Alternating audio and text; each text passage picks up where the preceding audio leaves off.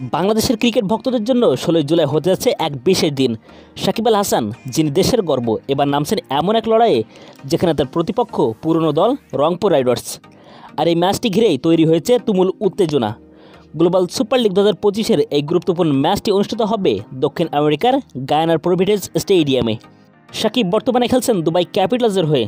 টুর্নামেন্টের নিজেদের প্রথম ম্যাচে তিনি দেখিয়েছেন কেন তিনি এখনও বিশ্বের সেরা অলরাউন্ডারের একজন। ব্যাট হাতে করেছেন ঝলমলে এক ইনিংস এবং বল হাতে 4টি গুরুত্বপূর্ণ উইকেট নিয়েছেন। এই পারফরম্যান্স শুধু তার দলের জয়ে ভূমিকা রাখেনি, বরং পুরো লিগে এখন তার নাম আলোচনার কেন্দ্রবিন্দুতে। অন্যদিকে রংপুর রাইডার্স হচ্ছেন সেই দল যাদের হয়ে একসময় বিপিএলে খেলেছেন সাকিব।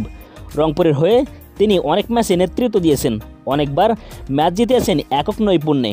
এবার সেই পুরনো দলের বিপক্ষেই মাঠে নামছেন তিনি, তবে এক নতুন পরিচয়ে এবং নতুন দায়িত্বে।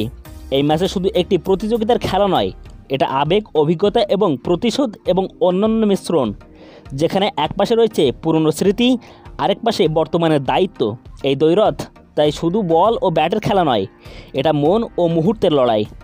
ক্রিকেট বিশ্লেষকরা মনে করছে এই ম্যাচে সাকিবের পারফরম্যান্স হতে পারে জয়ের নিয়ামক, কারণ চাপের সময় তিনি কীভাবে পরিস্থিতি নিয়ন্ত্রণে আনতে জানেন তা অনেকবারই প্রমাণ হয়েছে।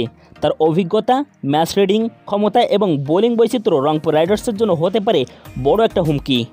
তবে রংপুর রাইডার্সও পিছিয়ে নেই, তারা জানে কার মোকাবেলা করতে যাচ্ছে। তারা নিশ্চয়ই পরিকল্পনা করে রেখেছে কীভাবে সাকিবকে থামানো যায়। সেই পরিকল্পনা সফল হবে কি না তা জানার জন্য তাকিয়ে থাকতে হবে 16 জুলাই রাতের দিকে। সব কিছু মিলিয়ে এই ম্যাচটি শুধু আরেকটি ম্যাচ নয়, এটি সাকিবের নিজের অতীতের সঙ্গে বর্তমানের এক সম্মুখীনতা। কোটি ভক্তের হৃদয়ে এই ম্যাচ ঘিরে জন্ম নিয়েছে কৌতূহল, উত্তেজনা আর আবেগ। শেষ পর্যন্ত কে হাসবে জয়ের হাসি? ইব্রাহিম হোসেন, স্পোর্টস 850।